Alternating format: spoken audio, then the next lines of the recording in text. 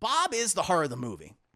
Like, so much of what we build towards the end is focused on Bob and what he's going through. And I think that's one of the aspects I love most about this film. And I don't want to spoil anything in particular, but I like how in the third act, which, listen, there's spectacles spread throughout the whole movie, but it's very grounded. It's nothing where it's just CGI gobbledygook on screen. It's like every action scene fits really well, and it complements everyone's individual powers. And they do some very terrifying things with Bob with the Sentry towards the end of the movie, but I love how the conflict is resolved with Bob. I just thought it was so great. And it's not done with like a huge climactic, fist fight over the city or something like that. It's something a lot more smaller, something more intimate, something more emotional that I thought was very, very beautiful. I really liked it. I think it's fairly safe to say that Marvel has been inconsistent post Avengers Endgame. These last 6 years. They have delivered a number of films and TV shows that have disappointed. Even recently, like Captain America, Brave New World, it just didn't measure up to the quality of the original Cap films, really in any capacity. Had some good things about it, liked Harrison Ford as Red Hulk. It was more of a sequel to The Incredible Hulk than a sequel to the Captain America movies, but again, it just didn't measure up to the quality of those movies, especially something like Winter Soldier, which is regarded as one of the best, if not the best, MCU movie, one of the best comic book films. However, there have been a number of Marvel projects that I've really enjoyed. Shows like Loki and WandaVision. Agatha All Along actually surprised me quite a bit. More recently, things like Daredevil Born Again I thought was great. And also movies like, Spider-Man No Way Home, Guardians of the Galaxy Volume 3, were great as well. Those are kind of like the big exceptions. But again, for every good project Marvel puts out, they release something that's just messy or disappointing, right? Well, I'm very happy to say that Thunderbolts, the latest Marvel movie to be released, isn't messy or disappointing. As a matter of fact, it's one of their best projects since Avengers Endgame. And it's as good as it is, not just because it has giant CGI battles or spectacle every other minute. It most certainly has spectacle, grounded spectacle, more specifically. But it's good as it is because it has a really great story to tell with really incredibly flawed characters and a compelling and universal messages and themes that just made me and others that I watched it with pretty emotional during the whole experience. Now, I'm a Thunderbolts comic book fan. The Thunderbolts, made their debut, I want to say, back in the late 1990s, 1997, before eventually getting their own, standalone comic. And I think they originally debuted in The Incredible Hulk back in the day.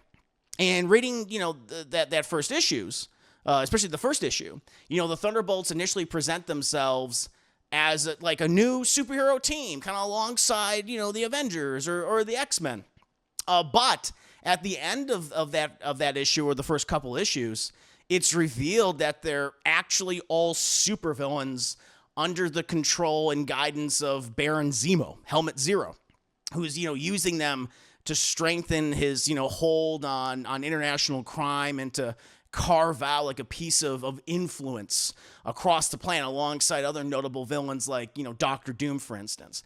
But they later actually, like the heroes, the villains themselves, they want to be heroes and want to actually become better people. And there's been like a ton of different iterations of the Thunderbolts over the years. So many different teams that have taken the name Thunderbolts.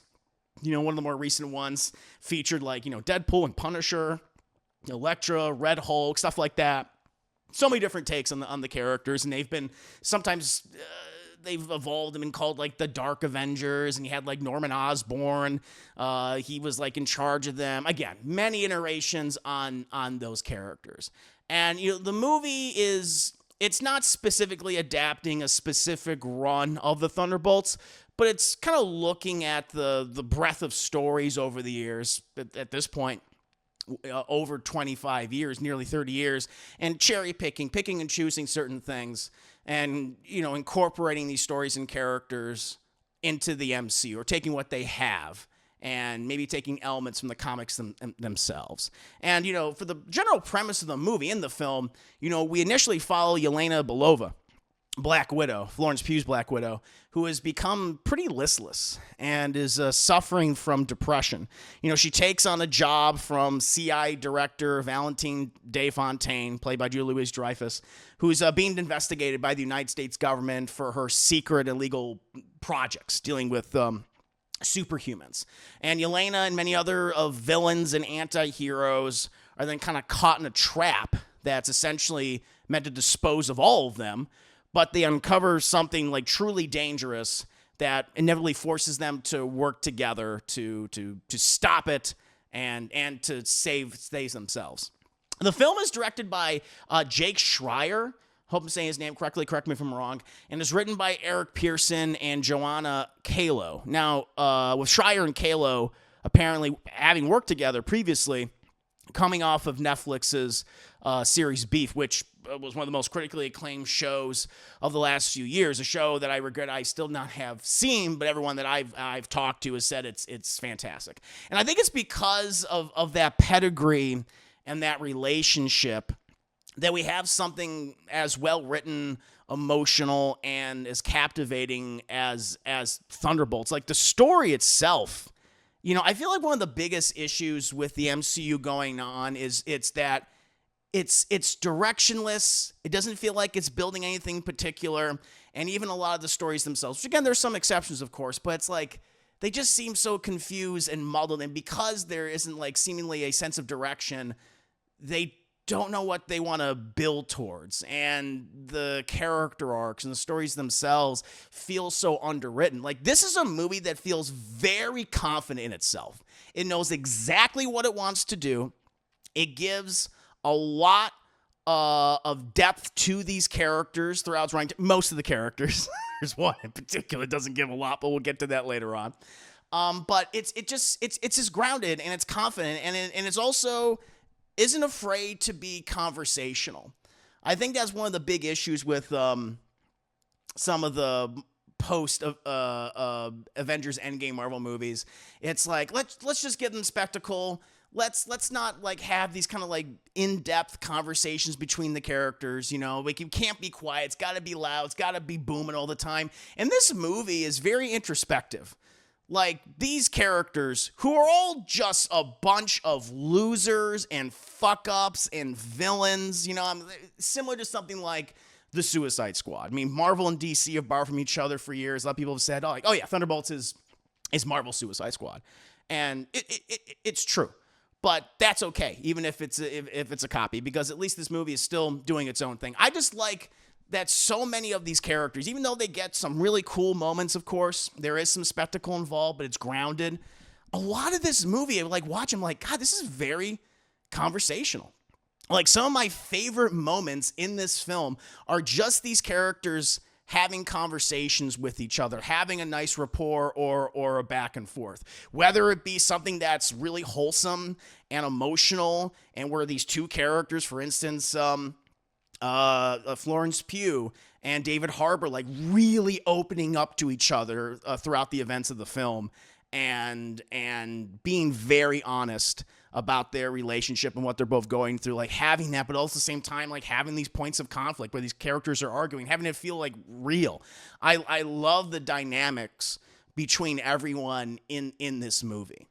It didn't feel, it felt like it had constant depth, and it wasn't afraid to slow down and like not have a big action scene or an action moment for a while, because these characters themselves are just so interesting. I mean, I really have to highlight the entire cast. Like, Florence Pugh, who of course plays Yelena, she's essentially the film's lead. She was buoyed by a lot of talented people as well. I love how just pretty much the movie starts with her. I mean, it immediately starts with her like admitting that she is not feeling great, that she is listless, that she is depressed. Like, she describes it like, yeah, I clock in, I go to work, I kill a lot of people, I come back, I'm on my phone, I'm drinking, I pass out, and I just do it all over again the next day. And despite her being a super spy, it's very relatable. And I like that Marvel touches on depression with all of these characters through their shared trauma and other things that they've gone through. You know, she was one of the standouts in Black Widow, which, to be honest, wasn't one of the best post-Avengers Endgame movies. Very frustrating film. But her and David Harbour were some of the best aspects of it. And having them be such a focus in this film was such a great choice. She has great chemistry across the board of everybody. David Harbour, as I mentioned. Sebastian Stan, of course, as Bucky Barnes. Wyatt Russell, who plays Walker, U.S. agent, and Lewis Pullman as Bob, who I'll get to in just a bit. They have some of the best conversations in the movie, them dealing with grief and depression and mental illness. I thought what they did with her was great. She is a standout. They're giving her the material. Honestly, I always wished they gave Scarlett Johansson as Black Widow. Like, I'm not dismissing, you know, Scarlett Johansson as Black Widow. It's just like, I just wish they weren't afraid to get deeper and darker with her. That's what I wanted Black Widow the movie to be. And it just felt like, we don't want to go too much in that direction. It feels like it was a half measure. And this movie does more of a deep dive into Yelena's past, how she feels about all that as an adult. And I thought that was great. She feels like, she just feels like a better version of the Black Widow that we had. And I think that's really cool. And Florence Pugh carries so much of this film on her shoulders, and she has some of the best emotional scenes in this movie.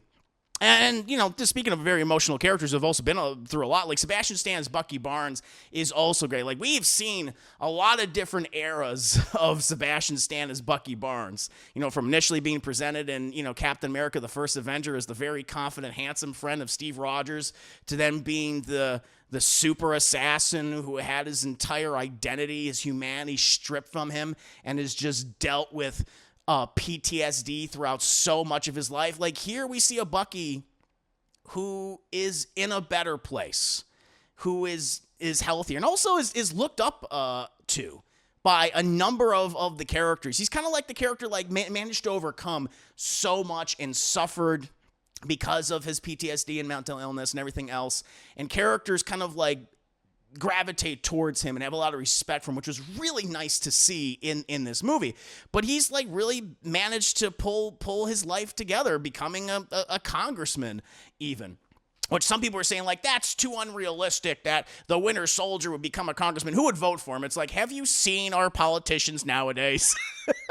Okay? It's like, I think it's very conceivable that a lot of people would vote for the Winter Soldier. You know, it's based on who some other elected officials most recently. All right? Very believable that people would vote for the Kingpin to be mayor of New York City.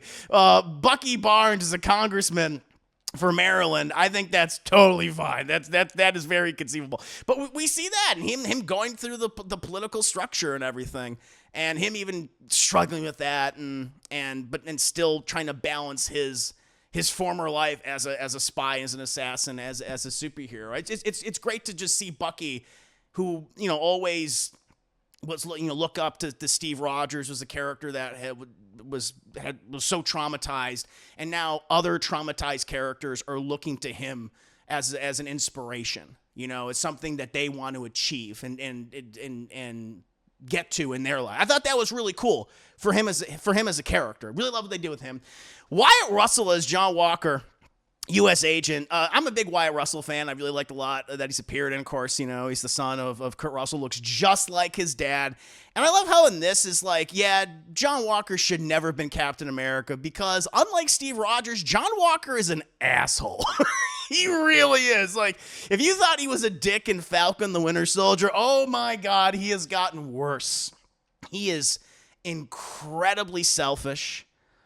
And just mean to a lot of people that surround him.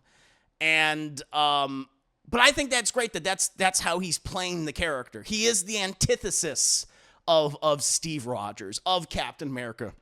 You know, Captain America, who's supposed to be this selfless person. He's the ideal. He doesn't represent America. He's what America should strive to be.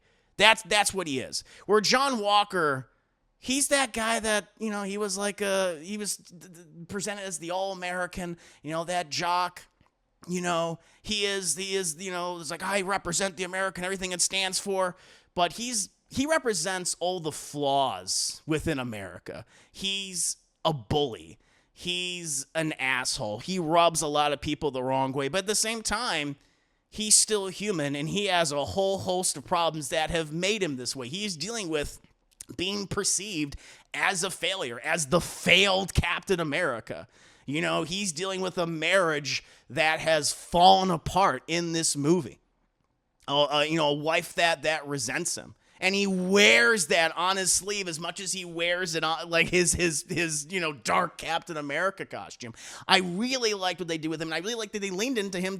He's a fucking prick, and we have to deal with him. I thought that was really cool.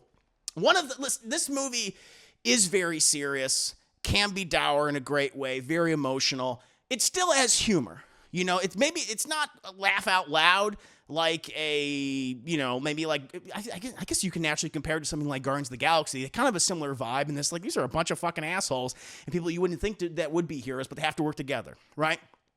But one of the more comedic aspects of the film is David Harbour as Alexei, as the Red Guardian. As soon as he comes on, you just start laughing. Who was this old Soviet superhero that was abandoned by his country, that was abandoned by his government. Now he's living in America. He's like an Uber driver. He has this, not even an Uber driver. I don't think you can get into Uber or Lyft. He has like this limousine service, right? He's so pathetic. He's trying to put on this front. But like every time they cut to him, every time he has a joke, he's just so funny. I love his relationship with Yelena in this, and he is very much a flawed dad. But she still looks at him as a dad, and he still looks at her as his daughter. And they have like a lot of issues that they really get into in the movie, but they really open up to each other more than ever in this film, more than even in the Black Widow film. Like, one of my favorite scenes in Black Widow was the two of them talking to each other about their relationship and about like their weird kind of faux family. Here, they do that multiple times, and I think it's great. It's like, yes, I'm glad that they took everything that worked about Black Widow, put in here, and got rid of, if not shot in the face, all the stuff that just didn't work. I loved in the movie. He has some of the biggest moments in the film. Like, one of my favorite little comedy, and he also, like, he's one of those characters that, like, admires Bucky, what Bucky's been able to do as the Winter Soldier. Because you can almost imagine, like, growing up, Alexei heard about the legend of the Winter Soldier. And so he's kind of like fanboying out when he gets to team up with Bucky in the film, in the film's second half. And he's like, so what kind of super soldier serum did you get? And he's like, I don't know, Hydra? He's like, oh, Hydra, fancy. Which I thought was great. But even him being very comedic in this movie, and he is the comic relief in this film, David Harbour is such a fantastic actor, as we've seen across the board, especially in things like Stranger Things. He's still able to humanize his character and deliver some great... he has like a couple of moments in the movie that made me cry. That almost made me cry. Or I got watery-eyed during. One during with Yelena, and another scene that I went, oh my God, I can't believe you guys went there, which was kind of shocking. And there is some shocking moments in this movie make you go, oh, holy shit, I can't believe you did that. I thought he was great in the film. The one who is kind of, they're not bad, but they definitely aren't given as much as I would have wanted them to, is Hannah John Kamen as Ghost. Who Ghost, of course, was kind of the villain, I suppose, of Ant-Man the Wasp, not Quantumania, just Ant-Man the Wasp, right? Which is one of the more forgettable Marvel movies, in my opinion. And she's one of the more forgettable, villains, honestly. I like her dynamic and her rapport of everybody. She bounces off everyone really well. I feel like, if anything, I wonder if maybe they perhaps cut some of her stuff out. I don't know for sure. But I would have liked some more depth with her. I don't think we get enough. But she gets a lot more to do in this than she ever did in Ant-Man the Wasp. And I like how she interacts with this weird, fucked up team. Like she's a lot better here, you know, because she's actually given some fun material, and they do some fun things with her powers as well. So I like her. Speaking of a character who I'm always like, okay, where are you going with this character? Julie Louis-Dreyfus as Valentina de Fontaine, who's the CIA director who's essentially being investigated by the United States government for everything that she's kind of been doing in the MCU, but behind the scenes. Like, she's shown up at the end of, Black Widow. She's shown up, in Falcon Winter Soldier. She's in Black Panther: Wakanda Forever. And it's not, listen, Julie Louis-Dreyfus is a great actress, but I think a lot of us have been wondering, it's like, okay, what are you doing with this character? Like, where are we building towards? And now she finally has a movie, a substantial role where essentially she is the main villain. And you find out a lot more about her and what she's doing. And you realize, like, this is a character who is just seeking power for the sake of power and control because of something that happened to her.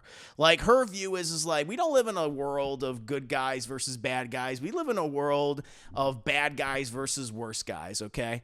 And she's like, I'll do anything that I can to crawl to the top because and she believes, like, based on what I'm doing, everything I do justifies the end. And she does some really foul shit in this movie. She's incredibly manipulative, but she handles the material well. I really liked her a lot. And her assistant, I thought, was great.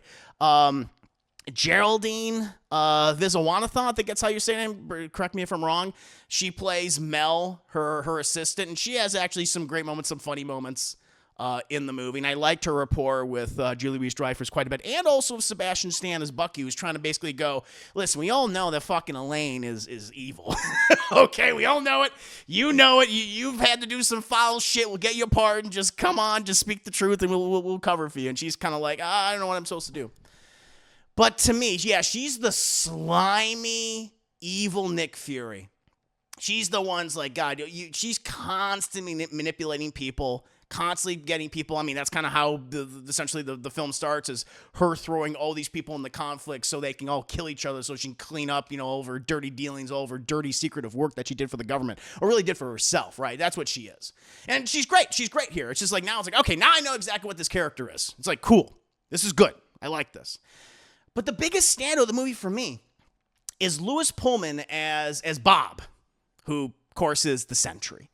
Now, going into this movie, I was initially concerned not because of, like, Louis Pullman. I really liked him in the stuff that he's appeared in. He was really fun enough as Bob in Top Gun Maverick. I'm like, okay, he's great.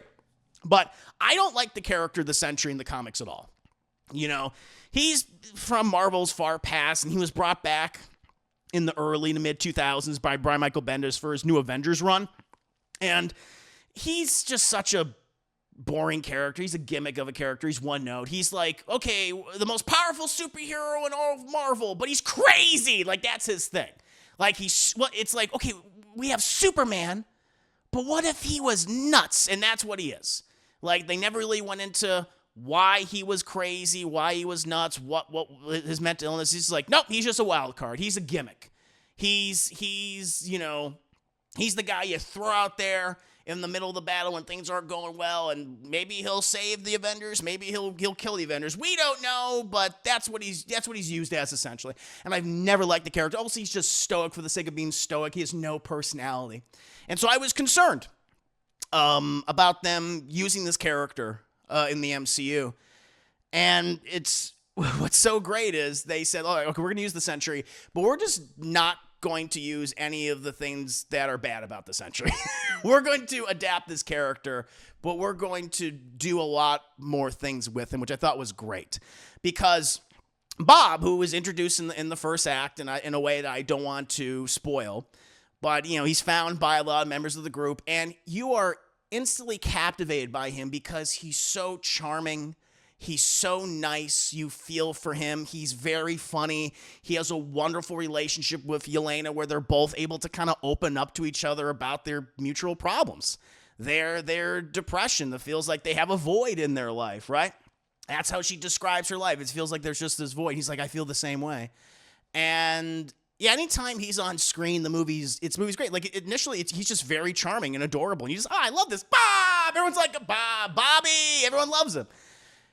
And then you learn more and more about him throughout the film, and it it becomes concerning over time about what he is and what's happened in his past. And you just see the character shift throughout the entire movie. And you get some really spectacular scenes with him where he gets to showcase his abilities and also just his mindset. And some characters going, fuck. It's great. They made him such unlike his comic counterpart, who is one-dimensional as hell, is just a crazy Superman for the sake of being a crazy Superman. It's like here, it's like he is, I mean, even like Yelena, it's like she's the lead of the film. Bob is the heart of the movie. Like so much of what we build towards the end is focused on Bob and what he's going through. And I think that's what one of the aspects I love most about this film. And I don't want to spoil anything in particular, but I like how in the third act, which, listen, there's spectacle spread throughout the whole movie, but it's very grounded. It's nothing where it's just like, it's just CGI gobbledygook on screen. It's like every action scene fits really well and it complements everyone's individual powers. And they do some very terrifying things with Bob with the Sentry towards the end of the movie, but I love how the conflict is resolved with Bob. I just thought it was so great. And it's not done with like a huge climactic, fist fight over the city or something like that. It's something a lot more smaller, something more intimate, something more emotional that I thought was very, very beautiful. I really liked it. And, I mean, by the end, I was just excited. I was just like, wow, this is Marvel at its best. One of its best films in a long time. Like, I was either charmed by it or nearly driven to tears in some cases, or even shocked in some parts. I was like, yeah, this is the Marvel that I remember, that we all yearn for, that we all like, which and they're fully capable of it. I know you have a lot of people saying like, oh, Marvel's done, they're dead and everything like that. It's like, no, you just got to get people to come in there that have a really good idea, that understand these characters, that aren't afraid to even change things that don't even work from the comics. And just to tell a really captivating story that leads to something, that has that emotional punch at the end that goes, I see where everything was building towards. Now it makes sense. And at the same time, also providing some direction for the future of Marvel, of where we're going. Like there is an end credits stinger at the end of this film. It's the longest one that I know. It's definitely not shot by the same filmmakers, though. I think it's taken from another movie that we're about to see in a year from now. But it's like, oh, it leads to that. And it makes sense. It's like, oh, okay, I know what we're building towards. Like that's cool. But yeah, outside of that, like, I mean, I praised all the action and the spectacle. It's all great. The themes of depression, loneliness, failure, redemption. It's what makes this movie work as much as it does. And I ended up really enjoying it. Also, the score is surprisingly great. Like, I forget who even did the music for this. I want to highlight them. But the score for the movie, I was very impressed by. Very ominous score at points, but it serves the film well. Sun Lux, who I'm unfamiliar with, they did such a great job. Yeah, really, really like the score for this movie quite a bit. So yeah, I mean, if I have any like big complaints, I guess I highlighted Ghost as like not necessarily bad, just, certainly more to do than she had in Ant-Man and the Wasp. Just underwritten obviously. But everything else about the film, like, I really enjoyed the cast. I love their respective arcs. I love what the movie was about. They were spectacle, but it wasn't just for the sake of spectacle. It's like every big action scene had meaning. It was clever. That's the other thing. It was clever. It's smart. It's very smart. And yeah, just had how the conflict was resolved, I thought was very different and refreshing, and cool. And it made sense because it shouldn't end with a giant climactic battle that all the characters are, fighting, punching each other in the sky. It's like, it shouldn't end that way. It would be the antithesis of what they were trying to accomplish by the end of the movie. It's like, how they end it here is good. A lot of the third act also, not to give anything away, but it kind of reminds me a lot of Paprika, the anime film, which I actually just rewatched not too long ago. We've done watch party for. Yeah, a lot of Paprika in there, which I thought was really, really cool. And I guess you can also say Inception, which is the movie that, obviously made by Christopher Nolan. And Christopher Nolan borrowed, some would say stole, from Paprika to make Inception. There was a lot of that DNA in here, too, which I thought was really, really cool. I liked that a lot. But yeah, overall, chat, I highly recommend Thunderbolts. Like, if you have a lot of misgivings about Marvel, I would say give this movie a shot, because I think it's going to give you what you've been yearning for a while, which is a big blockbuster with heart, well-written characters, and very well-executed themes. I thought it was great. But what about you guys? What did you think of Thunderbolts? Did you like it as much as I did? You know, were you more mixed in the movie? You think like, it's good, but I had some issues, or did you just downright hit it? You one of those people? Marvel's done. I'm done with them. I don't care how good this movie is. It's done. Let me know. 5 minutes later. Yelena and Bob are basically the main characters. Yes, they are. What if I told you that Sentry isn't from Marvel's far past? That was a gimmick Marvel did. Sentry was created in 2000. What? Oh, I didn't know that. So it was just a fucking gimmick. That's crazy. Wow. No, thank you, Deadpool. Thank you. But yeah, no, Yelena and Bob are, because they're so similar to each other. Never turns into Secret Invasion where two CGI Bobs fight each other in some Power Rangers abandoned quarry. No, it does not. It's a very psychological climax, which I thought was really good. Biggie Smith is Marvel back. I'm not one of those guys that's saying like, oh, this they're back, this is back. Listen. I'm hoping this movie is really like obviously it's critically successful. It's doing very well. People who are seeing it most people are coming away going like, that was really good. That was great. One of the best movies in a while. You know, because we have Fantastic Four later this year. We have these Avengers movies. I just want Marvel to, and the powers that be, and Kevin Feige, whoever else, to like look at this movie and go like, this is why people are responding to this film. There's a reason people are having such a positive reaction, as opposed to Captain America: Brave New World. I think it's very obvious why Thunderbolts works and why Captain America: Brave New World doesn't. I think the biggest reason that Thunderbolts works is it just knows exactly what it is. It just like, it never felt like it makes like a big profound misstep. It doesn't feel confused. It doesn't feel like they reshot everything, you know, like multiple times. It's like, we have a story we're going to tell. We have several themes which we're tackling here, and our characters are playing into those themes. Like, it feels confident, right? Like, walking, it's like, wow, that was a well-told story. It was great. Oh, and also the end credits. I thought the credits sequence was really good. Really liked the credit sequence at the end of the film. The initial one, I thought was great. Whereas Captain America: Brave New World, I mean, we heard about all the production issues. Where that movie does, first of all, it underserves its main character, which is Captain America, which is wild. Like, it's not really about Sam Wilson. He doesn't have a character arc in that film whatsoever. Really, the person who has a character arc is Thunderbolt Ross, is Harrison Ford, as Red Hulk. Like, he's the one that actually goes through literally a profound change, but also a figurative change as well throughout the movie. And it's more of an Incredible Hulk sequel than it is a Captain America movie, right? It just like, okay, what are we doing? Where are we? And we don't know where we're building towards.